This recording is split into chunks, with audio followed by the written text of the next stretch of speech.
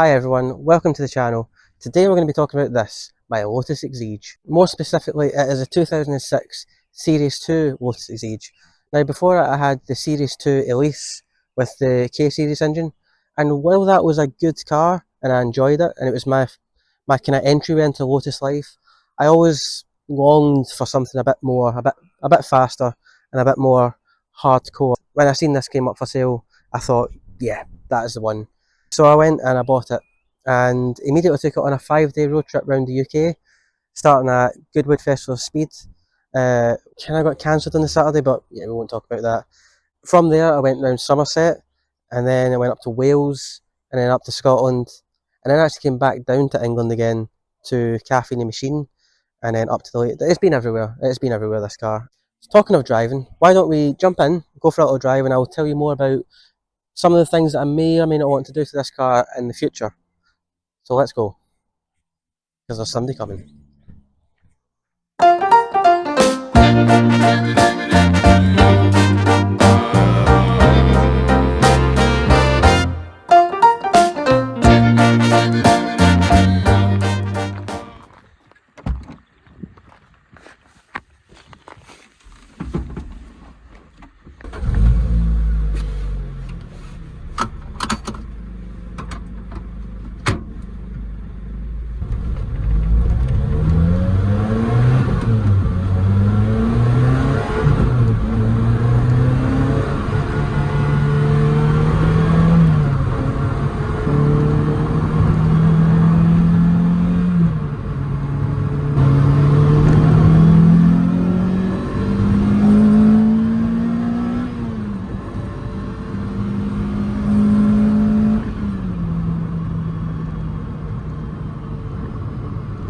Now, first of all, I need to apologise for my lack of continuity when it comes to t-shirt colour, having to film this over a couple of days.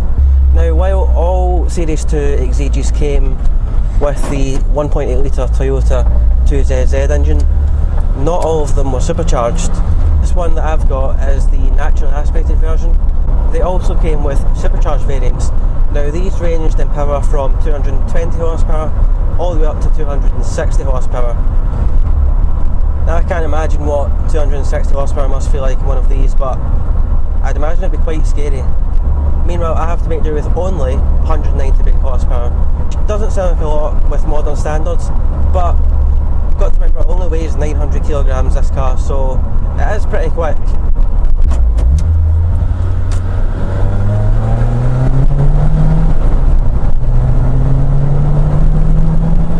Which brings me on to the suspension in this car. The suspension in this car is a rock solid. I don't know if you know, but in the UK the roads and the road quality is pretty bad. We easily have the worst roads in the whole of Europe. And that's not great in a car like this because you feel every single bump, every single rut in the road. You're going to notice it in this. However, with that compromise, you get amazing handling. On a racetrack, these cars handle amazing, and on a nice bit of smooth tarmac, they're pretty fun. When you go around the corner with a good bit of speed, that steering wheel loads up and it's just a nice weight to it. The steering in this car is also pretty much impeccable. It's non-power assisted, but it doesn't need it weighing 900 kilos. But you feel everything. I almost feel like I can feel the road surface through the palm of my hand. It's just so direct, so accurate. It's got a nice weight to it. Now all that speed around a racetrack and on a fast road would be no use if you didn't have good brakes, and I'm glad to say that the Exige does have some very good brakes.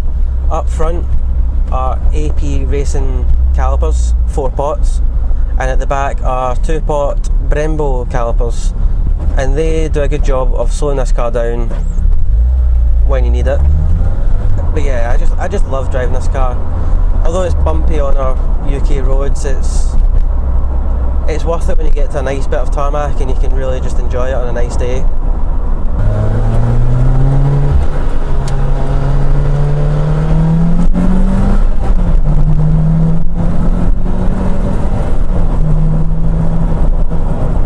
So what are my future plans with this car? Well, potentially, if I had the spare money to do so, I would I'd get a good set of coilovers, maybe a set of nitrons, but for the money I'm not sure how much they would improve the car. Might make it a bit more road compliant. Other than that, something that I really do want to do to it is the exhaust. I feel like although it's quite noisy in the cabin and you get a lot of engine noise when you're on it, especially when it comes on cam, however from the outside I just feel like it's a wee bit muted sometimes, and it could do with just a wee bit more volume to it, especially when you hear the pops and the crackles when it really gets hot. And I just think sometimes it'd be nice if it was just a wee bit louder. So yeah, maybe a lowering the back box could be an option. Other than that, I think it would just be some visual modifications. I'd been thinking potentially about changing the colour of the wheels, potentially making them bronze or gold, or even maybe silver. Maybe changing the stripe, having a white stripe, or maybe just taking the stripe off altogether. So yeah, if I'm honest, I quite like the car as it is. I think as a standard car, it's pretty much, it's everything I need, it's everything I want. I think Lotus got it right pretty much from the off. But yeah, if you have any suggestions or any modifications or ideas for this car, then drop them in the comments below. I'd love to hear them, and potentially you might have some ideas that I've not thought about yet.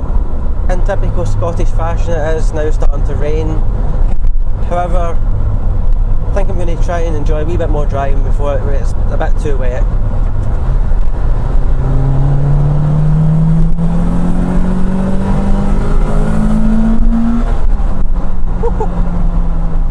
And again.